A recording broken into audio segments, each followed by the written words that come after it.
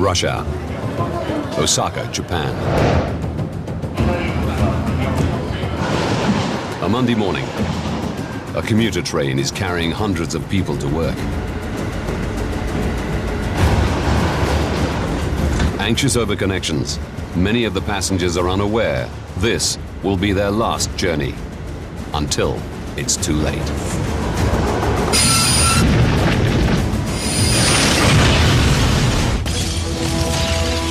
Disasters don't just happen, they're triggered by a chain of critical events. Unravel the clues and count down those final seconds from disaster.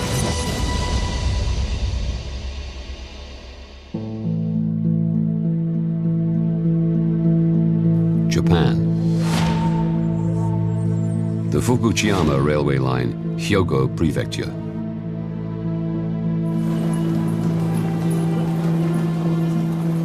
April the 25th, 2005.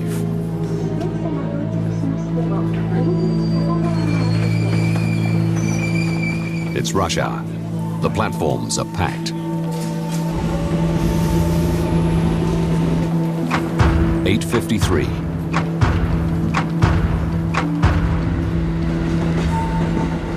Ryujiro Takami is 23 and has been a driver for 11 months.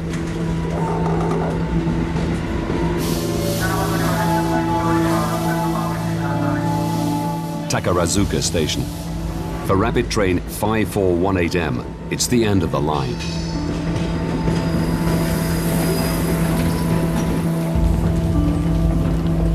The train has a driver's cab at either end. Driver Takami and 42-year-old conductor Masatoshi Matsushita swap positions, so the train can head back down the line for the return journey.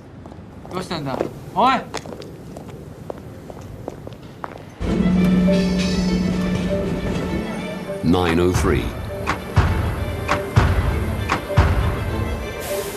Rapid train 5418M's final destination is Amagasaki, 7 stops down the track, where many commuters will take connections into the city of Osaka. Boarding carriage 2 at Takarazuka is 35-year-old editor Satoshi Ugura.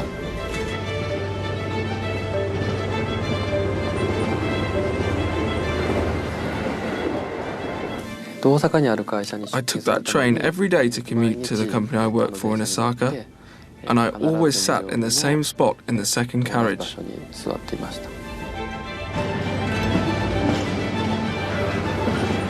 Every day, the city of Osaka swells by 1.1 million people.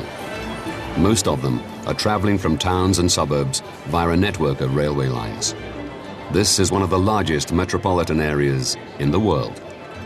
I'd been travelling in the same way, in the same carriage, almost every day for 4 years, so I recognised the faces of the people around me.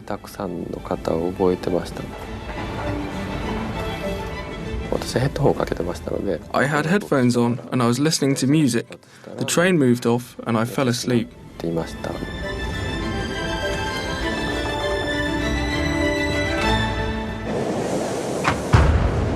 9:11. Kawanishi Ikeda Station. The platform is busy. A few extra passengers squeeze on. The intricate Japanese timetables mean the train has to arrive at its next destination to the second.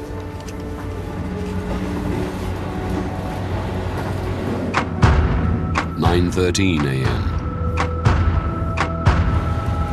Rapid train 5418M is not scheduled to stop at the next station. It hurtles past the platform at 120 kilometers per hour.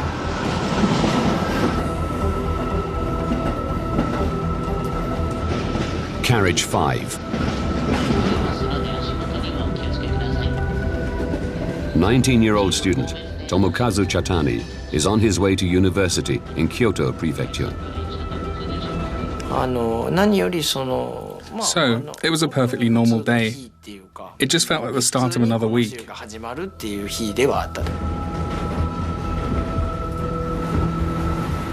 Tomokazu is starting a new term. The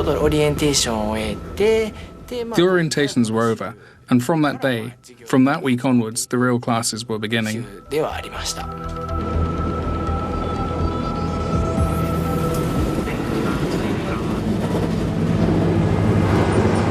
As the train approaches the next station, Itami, an alarm activates inside the driver's cab. Rapid train 5418M is over the speed limit.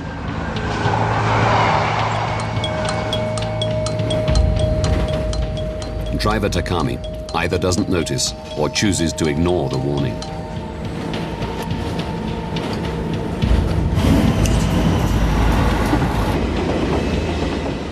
At the back of the train, the conductor realizes they're approaching Itami Station too fast. He reaches for the emergency brake. But driver Takami beats him to it, activating his brake lever just in time.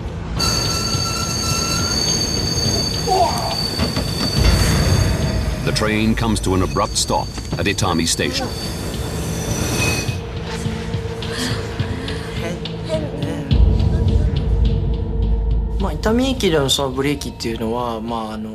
I'd never felt a train brake as hard as that one did at Itami Station, ever. I was really surprised. Even though I was reading, I was surprised enough that I really noticed it.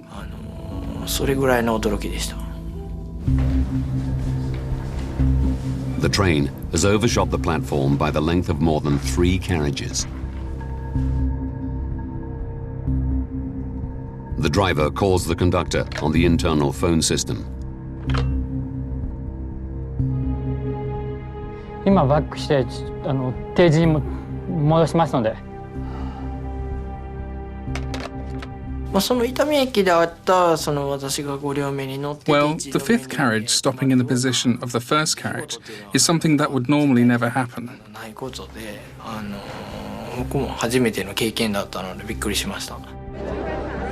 9:15 a.m. While the train reverses, conductor Matsushita makes an announcement. ご乗車のお客様、電車はただいま交代しております。お気をつけください。どうしてだろう。電車がバックするっていうこと自体は。I'd never been on a reversing train before, so that in itself was surprising for me. But it was a shock to think that the train had overshot so far that it had to reverse. かなっていうのは思いましたね。9:16. The train is now running 1 minute 20 seconds late.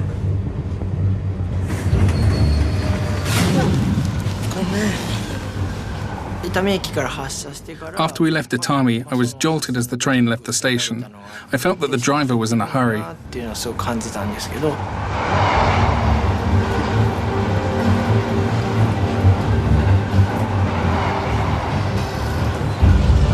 The train hurtles towards Amagasaki Station.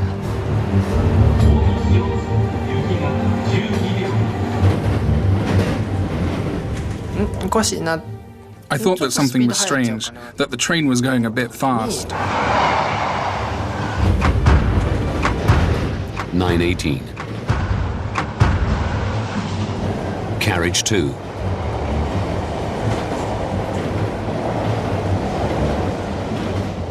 The rattling and vibration on the train became very violent.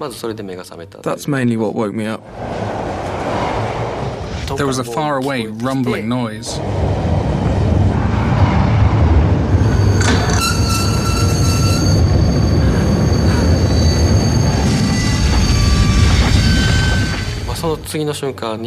The next moment, it felt like the train ran over something. There was a bang and everything flipped over.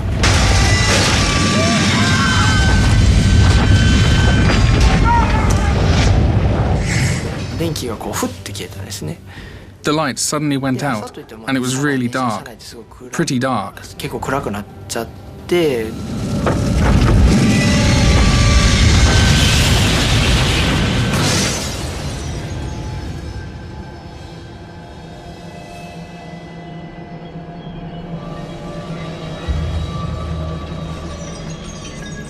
From where I was sitting, I was thrown straight ahead in a straight line. Everyone was thrown in the same direction, in that confined space, and I was thrown alongside them. I remember people were underneath me, being thrown along with me.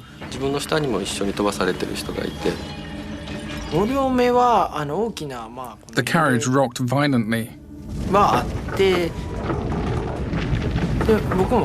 If I hadn't been holding on to something, I wouldn't have been able to withstand it.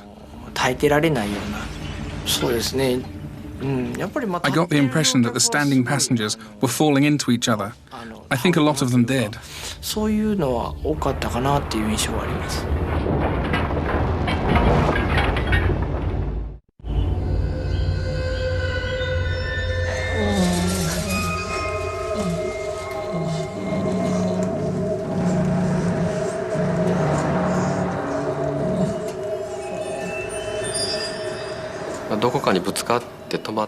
I must have hit something and stopped, but I have no memory of it.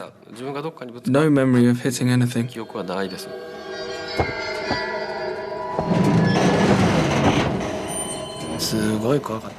I was terrified. I didn't know what had happened.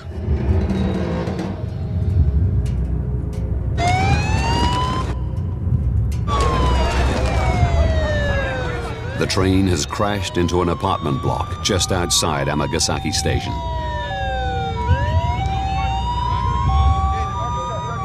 Driver Ryujiro Takami is dead.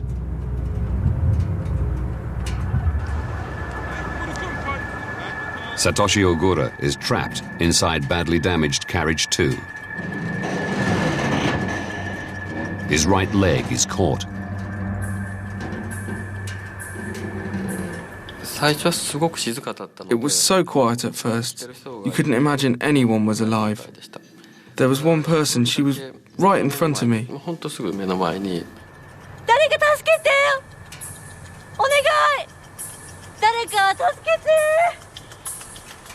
And she said, "My child is here. Please find my child."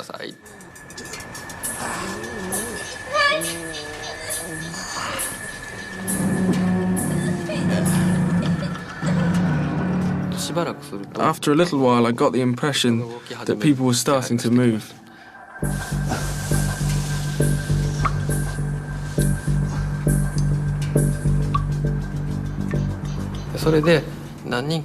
After enough of them had moved, I was able to free my leg.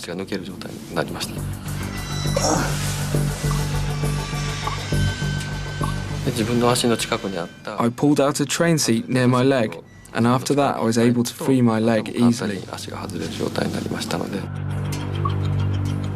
Satoshi is finally free. He searches for the missing child.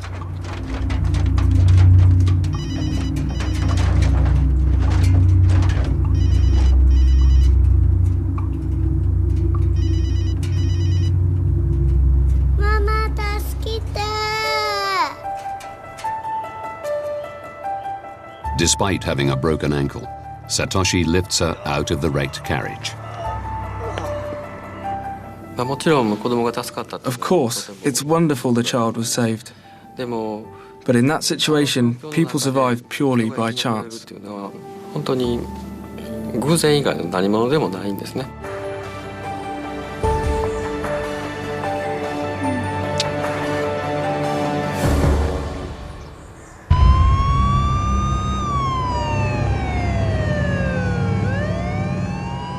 Satoshi is hospitalized. His ankle is broken and he suffered a serious neck injury. 4 carriages of rapid train 5418M have come off the tracks outside Amagasaki Station. The front carriage has slammed inside the parking garage of an apartment block next to the railway line. Carriage 2 is crushed in an L shape around the outside of the building.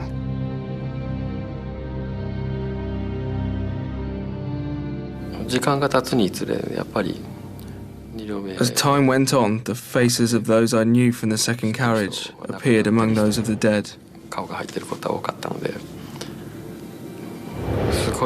That was a huge shock.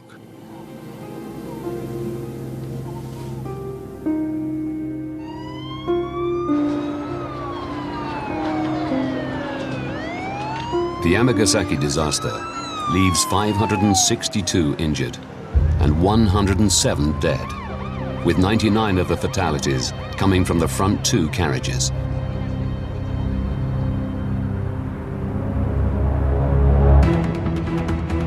Now, by rewinding the events of that day and going deep into the investigation, we can reveal what led to Japan's worst rail disaster in more than 40 years.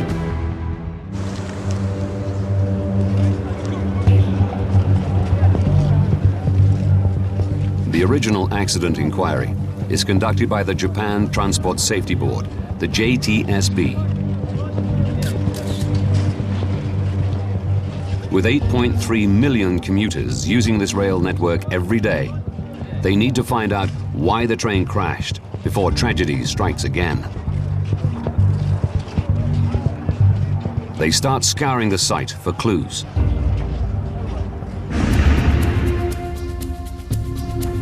It's a process Jeff Thorne has been through countless times. As a former UK rail accident investigator, he's reviewing the findings of the official accident report. When a train derails, there are a number of causes for that derailment.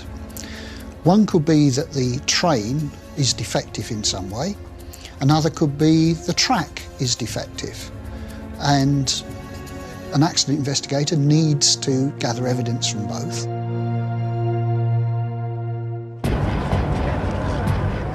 The first thing investigators do at the Amagasaki site is to take a look at the track. They discover a key piece of evidence. Pulverized rock across parts of the rail suggests an unnerving possibility: deliberate sabotage.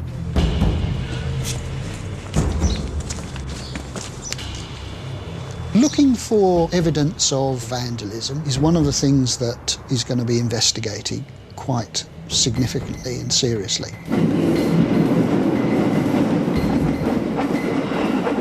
Putting stones on a railway track is one of the things that the investigators are going to look at.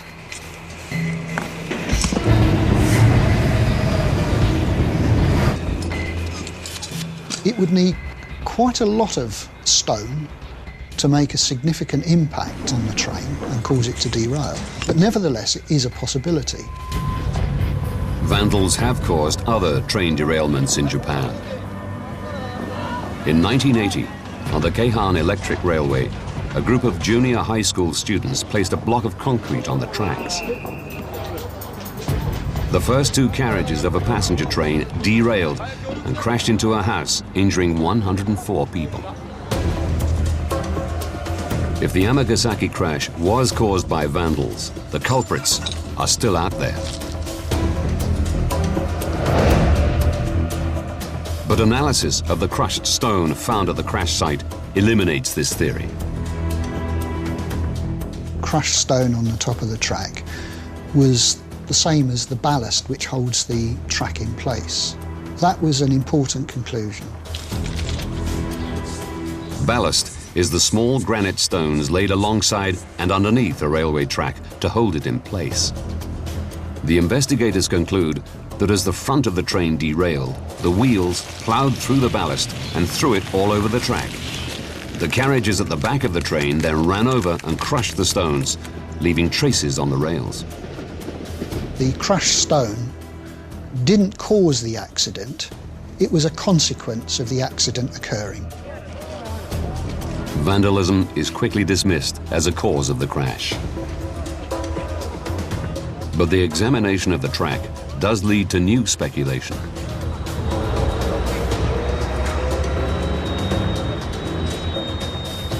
Rapid train 5418M derailed at the beginning of a sharp bend in the railway line, a curve which delivers trains straight into Amagasaki Station.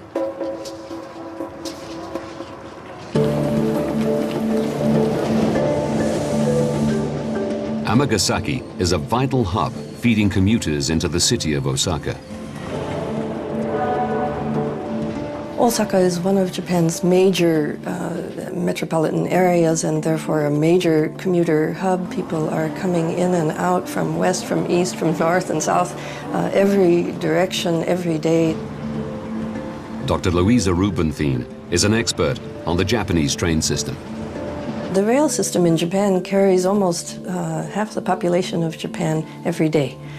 So it's intimately involved in everybody's life. Japanese commuters have high expectations of the system.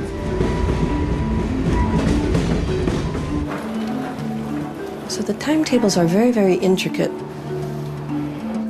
One train meets another, and that next train will leave within a matter of seconds or minutes, and people count on being able to make their connections.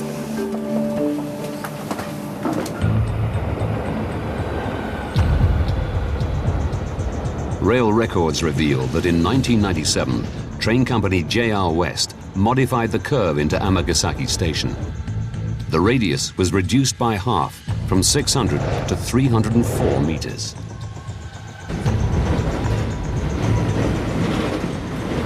So the reason that they sharpened the curve in 1997 and sharpened it so dramatically was because they were trying to accommodate a new line that would take people more efficiently, more rapidly, more directly into Osaka. When they sharpened the Amagasaki curve, JR West also overhauled the timetable. That line became known as the tightest timetable in the area. The new JR West schedule leaves no room for error.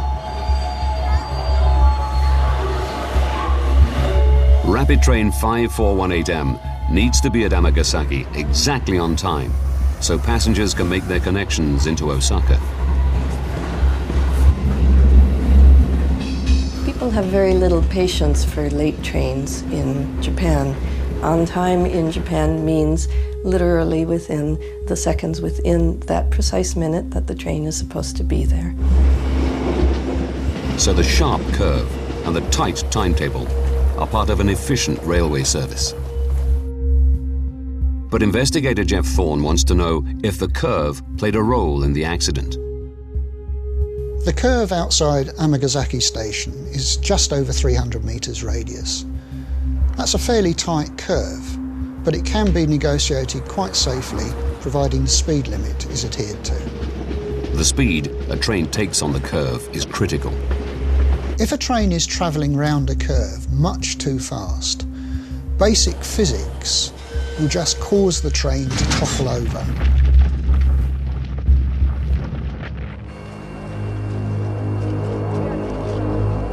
Early on in the investigation, the train's data recorder, or black box, is found in the wreckage. It records the time and speeds of the train.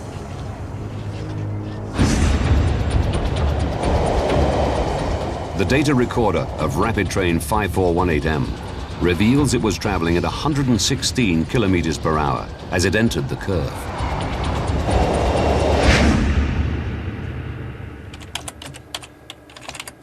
To discover if this is too fast, the JTSB investigators run a series of simulations.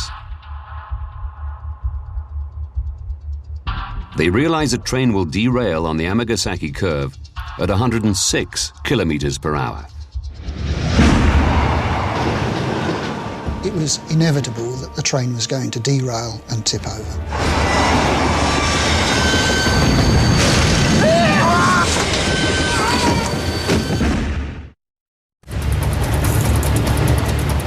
So speed, combined with a sharp curve, is the key factor in this deadly accident. The speed limit on the curve outside Amagasaki Station is 70 kilometers per hour. Jeff Thorne wants to know why Rapid Train 5418M was traveling at over 40 kilometers per hour, faster than the speed limit. Accident investigators are always very aware that system faults can occur, equipment can fail, but they're equally aware that humans enter into the equation.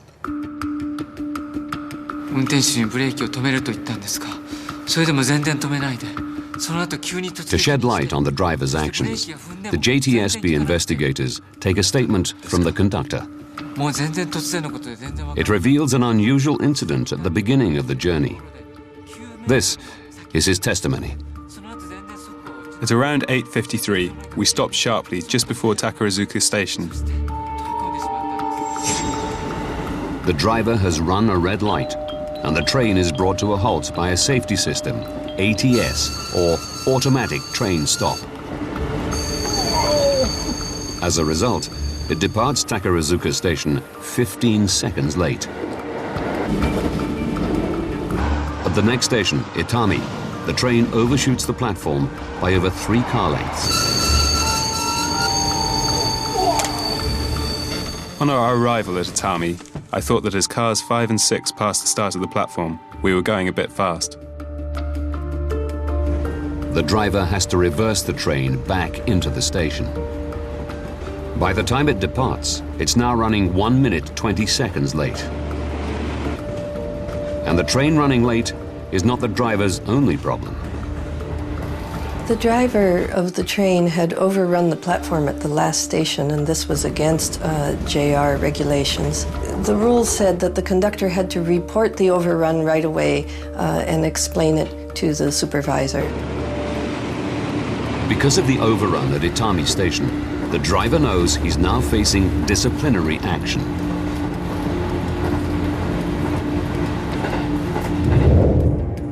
The conductor's statement also reveals that shortly after leaving Itami, the driver calls him on the train's internal phone system.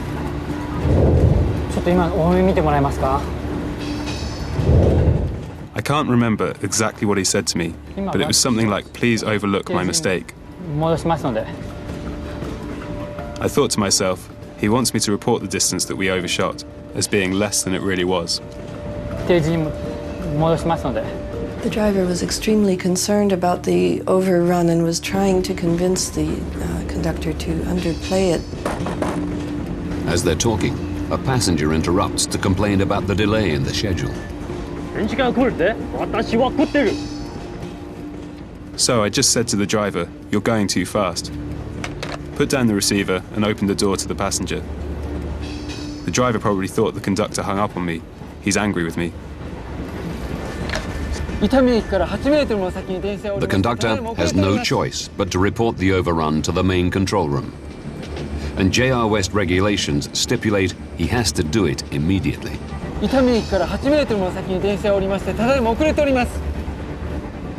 that time, I thought we'd overshot by about 30 to 40 meters. I'd heard that if a driver only overshot by about 5 meters, that the punishment wasn't too severe. The distance definitely wasn't as little as 5 meters, so I reported that it was 8 meters.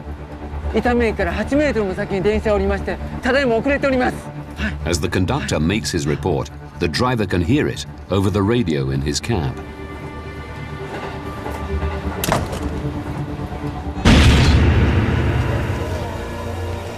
All this speaks to the state of mind of the young driver heading into the curve.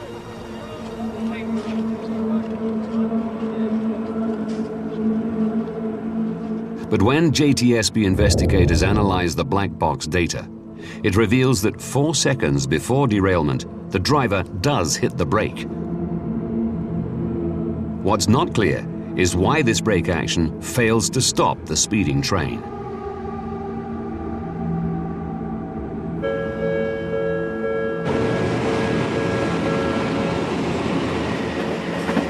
Dr. Ryo Tagaki is a transport engineer in Tokyo. He studied the JTSB accident investigation report. There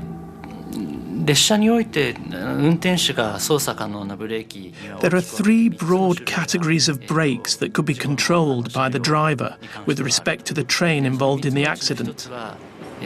One of the 3 types is called the service brake, which is the brake that's normally used to stop the train. Another type of brake is the emergency brake. Investigators recover elements of the braking system from the wreckage. Analysis reveals there is no mechanical failure. The brakes were working. What is strange is how the driver used them in the critical seconds before derailment. The driver did not use the emergency brake just prior to the accident. Hitting the curve at 116 kilometers per hour, just as he was about to derail, the driver instead chose to use the normal service brake. And even though he was using the service brake, we know that he wasn't using maximum braking power. We don't have a way of knowing why this is the case.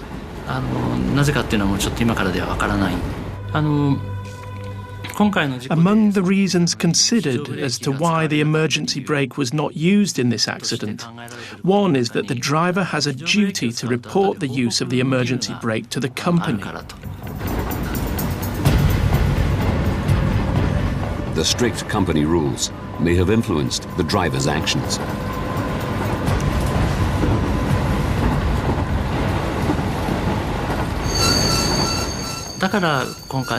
There is a theory that the driver involved in the accident was hesitant to use the emergency brake. This suggests the culture within the train company may have been a contributing cause of this accident. The pressures that a company like JR West are under, the need to make as much profit as possible, the need for their trains to run on time with very few delays, these are areas which can make a company begin to lose focus when it comes to safety. The driver, Ryujiro Takami, was just 23 at the time of the accident and had been a driver for 11 months. His short work record reveals an unusual incident. In June 2004, just 3 weeks after he became a driver, he overran a platform by 100 meters. As his company policy for such an error, his employer, JR West, sent him on a re-education program for 13 days. Employees went into the re-education program because they had failed in some way, somewhere along the way. Re-education programs in Japan are part of corporate life. Right. The idea of using psychological means to educate your employees or even to educate your students in school is not at all unknown. It's regarded as quite reasonable.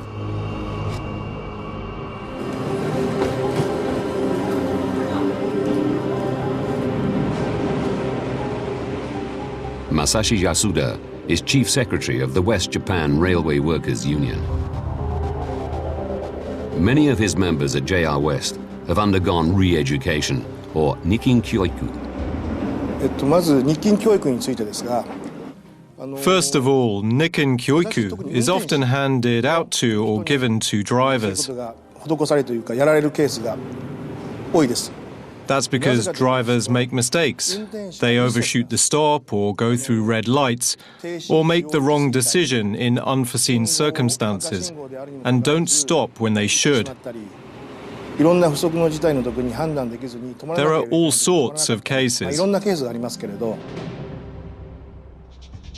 But employees sent on Nikkin Kyoiku at JR West do not face a conventional retraining program.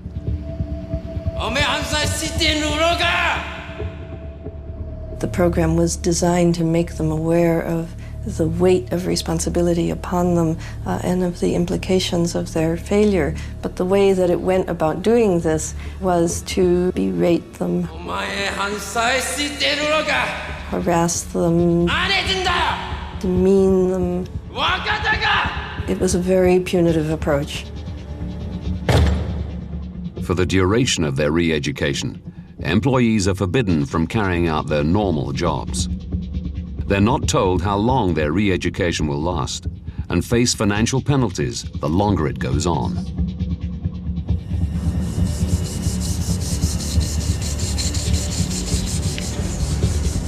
And instead of being effectively retrained, employees are forced to perform menial tasks.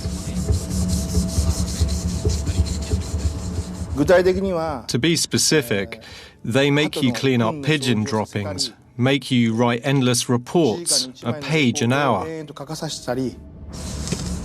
The unions believe Nikin Kyoiku is about punishment, not retraining.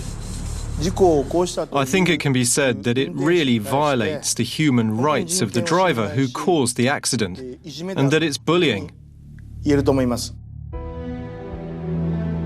Minoru Kagitani was sent on Nikin Kyoiku for 5 months after being 2 minutes late for a staff meeting.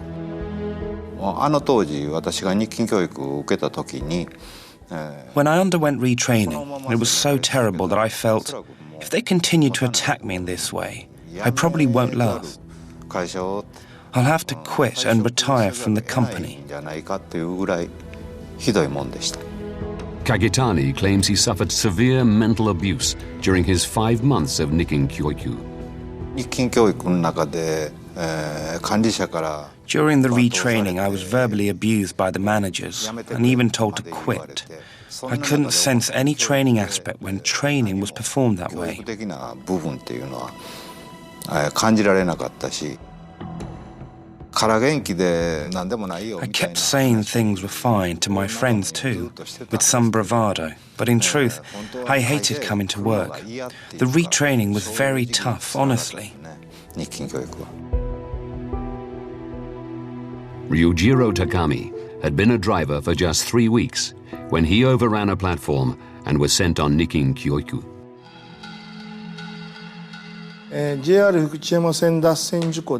The driver on duty in the JR Fukuchiyama Line derailment had undergone 13 days of Nikin Kyoiku, and as part of that had been made to write endless essays of repentance, reports.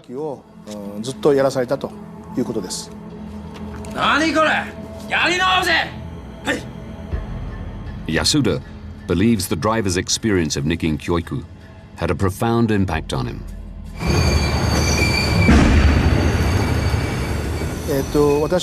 I think that the cause of the JR Fukuchiyama Line derailment was the fact the driver was afraid of Nikin Kyoiku. And because he never wanted to undergo Nikin Kyoiku again, the driver was speeding, which led to the derailment.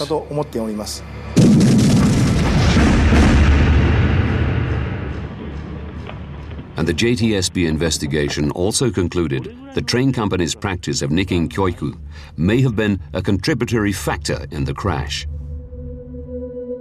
I understand the mindset of the driver who caused the Amagasaki rail crash quite well. Considering the state of retraining at that time, it would be natural for a young man in his 20s who had experienced retraining before to want to avoid it, as this was something that even people of my age group found tough.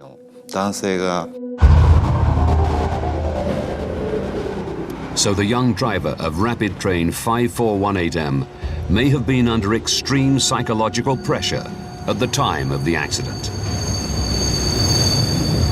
Even after this accident, JR West argued that the re-education program was effective, that its intentions were good. From a Western perspective, it's difficult to understand how this re-education process could ever really produce results which would enhance the safety of the railway or improve the performance of an employee.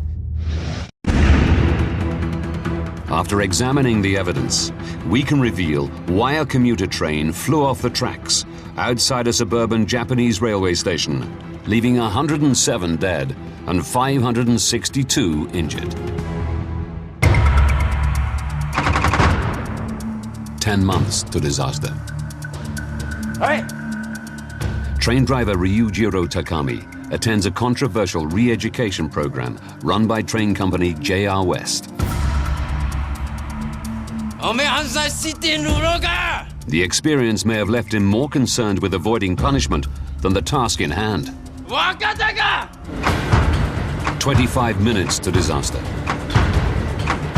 Driven by Takami, Rapid Train 5418M runs a red light outside Takarazuka Station. It's brought to a halt by a safety system known as the Automatic Train Stop, or ATS. Running a red light is the driver's first reportable offense. 4 minutes to disaster. Speeding into Itami Station, the ATS system activates an alarm to warn the driver. The train overshoots the platform. It's the driver's second offense in just over 20 minutes. 2 minutes to disaster. Rapid Train 5418M is now running 1 minute 20 seconds late in a schedule where passengers have seconds to make their connections. Driver Takami knows he's already facing disciplinary action. It's possible he's in such a state of panic he fails to realize his train is dangerously over the speed limit. He enters the tight curve outside Amagasaki Station at 116 kilometers per hour. No ATS system warns him of his error. 4 seconds to disaster. Takami realizes his speed and hits the service brake, but not the emergency brake. It's possible he wants to avoid a third reportable offense. 9:18 a.m. Disaster.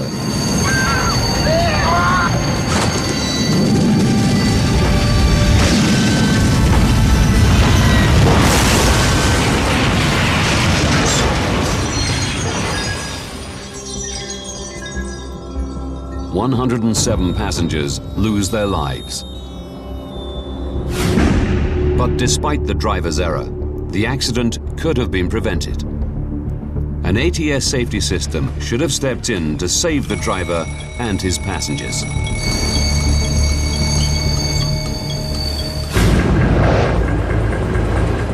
ATS did come to the driver's aid earlier on the day of this disaster. But although it was installed on other parts of the Fukuchiyama Line, in 2005 there were no ATS sensors installed at curves. In Japan, at the time of this accident, JR West were not legally obligated to have ATS on their lines. If the enhanced version of ATS had been available for this curve, it's almost certain that the accident would not have happened. Since the accident, a former JR West president has been acquitted of negligence for the absence of an ATS transponder on the curve. The court ruled the accident could not have been predicted. And the law has now been changed, so Japanese train companies must have ATS installed on curves. JR West still run their re-education program. There was a need to get as much as possible out of their employees, but the re-education process was one which led them in the wrong direction. It led them away from a safe railway. JR West's response is that in a competitive environment, the company compares favorably with other rail companies in its commitment to safety. It states that safety is of the utmost importance to it. The company also states it's reassessing its retraining scheme to make it more effective. Finally, it makes clear that speed restricting measures were in action on the curve in question, but the company did not fully realize the dangers on this section of track. However, there was no speed restricting hardware installed on this curve at the time of the accident. Satoshi Ogura was one of the few in Carriage 2 to survive. It took me a very long time to come to terms with the effect this accident had on my life.